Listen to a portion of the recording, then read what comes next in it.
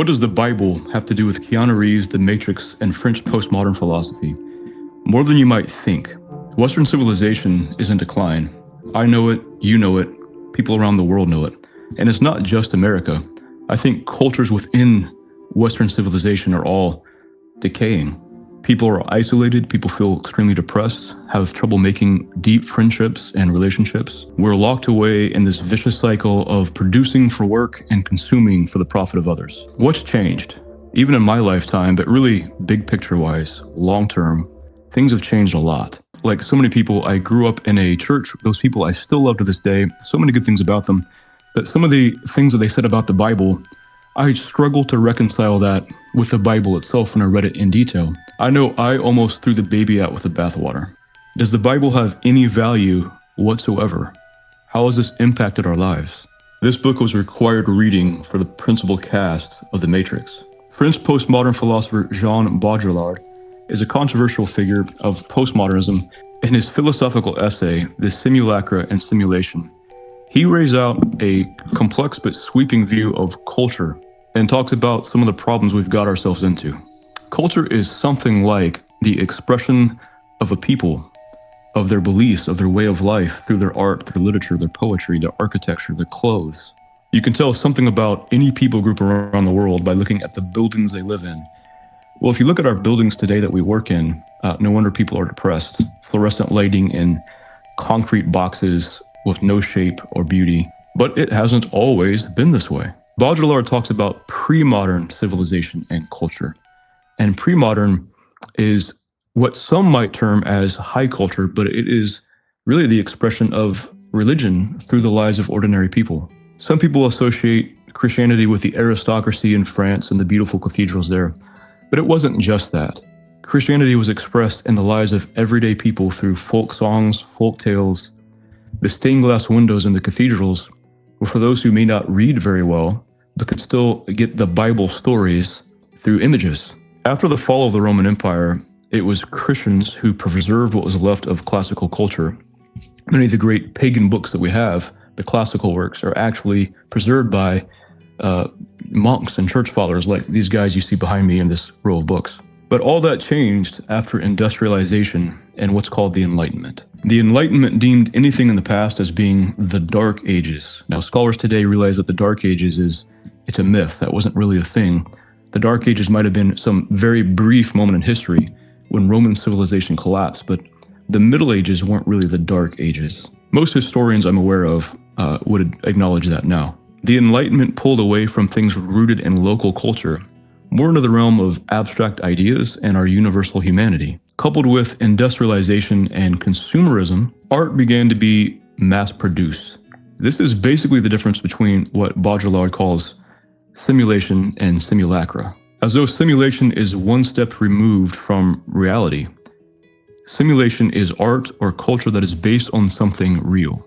He does one chapter, I believe, on like religious icons, where the icon starts to represent God and it loses its power of a true connection to God, because then you're with the icon and then you have a simulation of an icon until it becomes on the dashboard of your car. You know, a decay of meaning. So we went from Christ to icons of Christ to the cheap plastic Chinese-made bobblehead on your dashboard. Modernism is the rejection of or suspicion of pre-modernism. And if we're being honest with that, pre-modernism was largely the classical world and historic Christianity. During that time, cultures that were Spanish, French, more local cultures, Dutch, that were within Western civilization and even into places like Turkey, Northern Africa, really all had something deeply in common. Christian theism served as a map of reality. And so even these very disparate kingdoms around the world had the same basic framework and even the same picture language. Now, at the advent of consumerism, in steps things like cameras and televisions and radios, and everything changed. You now had giant news broadcasting companies broadcasting around the company, many competing voices competing for really consumers for profit and influence. Photography became something that media companies, Hollywood could use as conveying a message, but that seemed very real. And yet this is still one step removed from reality itself. Now, I grew up in the 90s. I remember a little bit of 80s culture and the early 2000s. And I loved so much about it. I'm a kid who grew up watching The Simpsons, 80s movies, Jurassic Park, some heavy metal, country music, just a typical kid living in the 90s. At the time, secular culture seemed like something that was sort of a unified, coherent culture. And so I think there was tension within people my age between leaving behind the fundamentalism and conservative evangelicalism and what seemed to be normal life, secular life in secular culture. A lot of people left because they felt like they were robbed by being forced to listen to contemporary Christian music or something like this. But things have changed since then. Modernism is sort of the rejection of and suspicion of pre-modern culture, but post-modernity is realizing the flaws and shortcomings of modernism, of these grand narratives that are basically modern mythologies of the founding of the modern world. And now we're so far removed from reality that it's not just a simulation and a simulacra or a simulation of the simulation. Now we have copies of the copy of the copy of the copy. According to Baudrillard, we have a very fake pop culture that is basically just self-referential in this giant web of falsehood. So now people struggle, I think, to figure out what is real and what is fake. It's like Madonna said, we live in a material world and everything is kind of plastic. So think of Family Guy. It constantly makes references to pop culture, kind of like The Simpsons did before it. It's making self-referential statements to other things in pop culture, singers, movies, music, but they're only valuable for a short amount of time and then they become irrelevant. The pop culture that once seemed to sort of unite secularized America, at least, with, Friday the 13th and the big movies of the time, 16 Candles in the 80s, American Pie in the 90s, all that stuff is now being called into question by rapidly changing values among the secular. Secular culture is now deconstructing secular culture. If you remember not long ago, it seemed like everybody sort of knew the same basic movies. Everybody knew Jurassic Park. Everyone knew Saving Private Ryan. But now not everyone shares the same knowledge of pop culture. We're not watching the same shows. We're not watching the same movies. We're not listening to the same music. We're retreating further and further into more isolated corners, slivers of pop culture. What really holds Western cultures together at this point? What holds America together at this point? Besides that we all speak English and we all maybe don't want to kill each other just yet. Jean Baudrillard talks about hyperreality because we're no longer dealing with reality, we're dealing with hyperreality of all these competing voices, self-referential web of fakeness. The sharing of biased and false news has become all too common on social media. More alarmingly, some media outlets publish these things are true without checking facts first. Unfortunately, some members of the media use their platforms to push their own personal bias and agenda to control exactly what people think. And this is extremely dangerous to our democracy. So I hate to say it, but I suspect that to most people, the videos they see on YouTube and TikTok are more real to them than the trees in their own yard. There's a guy named Rene Girard. He had a thing called mimetic theory. And that just means, you think of the word meme, but he just meant that the desires that you have are not really your own. We are conditioned by peer pressure, by corporations, by culture, pop culture, to desire certain things. Well, that's where I see things just a little differently. Contractor, no. I will not bow to any sponsor. You might want that fast car, or you might want a girl who looks a certain way. You might want to dress a certain way to fit in. And in these increasingly isolated slivers of pop culture, the things people are conditioned to desire, to see themselves with their gender identity or with religion or with anything, are becoming increasingly fragmented. But most of the things that we desire, many of them are no longer reality, like the desire for food or sleep or sex. You might think that to be a man, you have to be a certain way because you're imitating what has been presented to you. To look beautiful, you have to look a certain way because this is what's been presented to you by the Kardashians or Instagram. But is Instagram and TikTok and all the Kardashians, is all this real? Or is this all just hyper reality? Culturally speaking, I don't think we any longer have a coherent map of reality or things that we share in common. I'll tell you what I think the value of the Bible has culturally. But before I do that, let me tell you what I don't mean. I don't mean that everyone needs to be a pretentious snob just sitting around enjoying the finest works of postmodern art and modern art and that you had to fill your home with abstract paintings. To me, that's a bit pretentious. I once saw a Rothschild pay exorbitant amounts of money for art that I think means basically nothing, but it's modernist abstract art. Because in modernist art, it seems as though the more someone's willing to pay for it, the more meaningful it seems to be. But it really means nothing. That's not what I mean.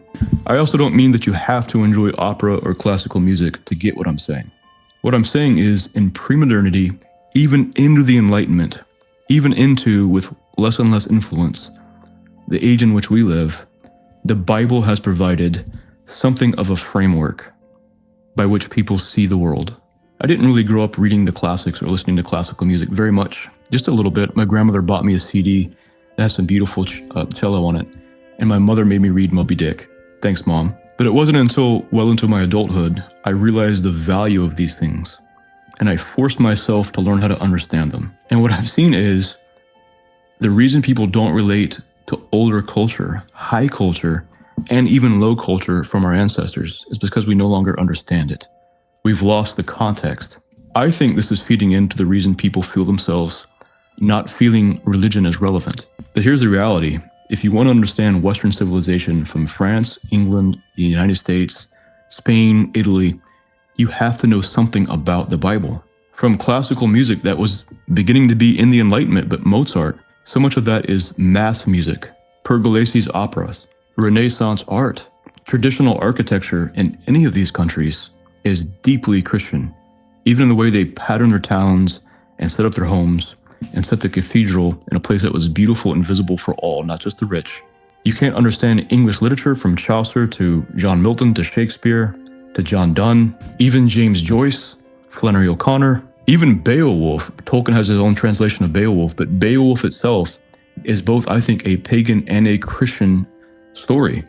It's sort of a pagan telling with deeply Christian elements in it. You can read Tolkien's notes in the back of his translation that really break it down well. Arthurian legends, the quest for the Holy Grail, even modernist poetry like T.S. Eliot or Rilke. Heck, you can't understand Nietzsche without knowing something about the Bible. If modernism was the loss of pre-modern Christianity, postmodernism is the recognition of the loss of modernity, of modernism. And to remember anything about who we are as people groups, we have to know something about how we got here. Netflix isn't going to cut it for very long. The founding documents of the United States reference Christianity. English common law, the Magna Carta, all this stuff is deeply rooted in Christian cultures. As hyperreality becomes more divisive and I think frankly breaks down, I think we would be well to move one step closer to something more real and something that is more historically rooted and grounded. I think we live in a matrix of lies, of consumerist products, of people who are just salesmen who want to sell us something. As much as I love so much of the pop culture of my childhood, like Jurassic Park, how much of the world in which we live is fake? Perhaps hyperreality isn't a good word, perhaps hyperfiction. Now, there is historical value to the Bible, and I take a very Catholic view of it. But even if you don't think that, to understand who we are, how we got here as a people, and 1800 years of culture and civilization that is just now beginning to taper off, you have to know something about the Bible. I think that the great art, music, literature, and architecture, the cathedrals that stand as relics of an unknown age, and the Bible itself can serve as a map to help us find our way home. But what I don't recommend is reading the Bible and coming up with your own zany interpretations, because man, have a lot of people done that. I recommend, there's a man named Scott Hahn. He says, and I take a very Catholic view of the Bible now after some deep struggles with it. But I would say that a man like Scott Hahn, he said, read the Bible from within the heart of the church. Because I think one of the mistakes we've made in modernity is thinking that we can all understand the Bible for ourselves, not understanding historical context, not understanding how it fits together, and frankly rejecting, just like Enlightenment modernists, rejecting the wisdom of the past, the people who compiled the Bible, the people who explained at the very first what it meant. And what I've noticed is a lot of academics, philosophers, scholars, historians who don't believe the Bible is true have come back to the place where they still realize that this is something very important. Does the Bible have value? Yes, deep value.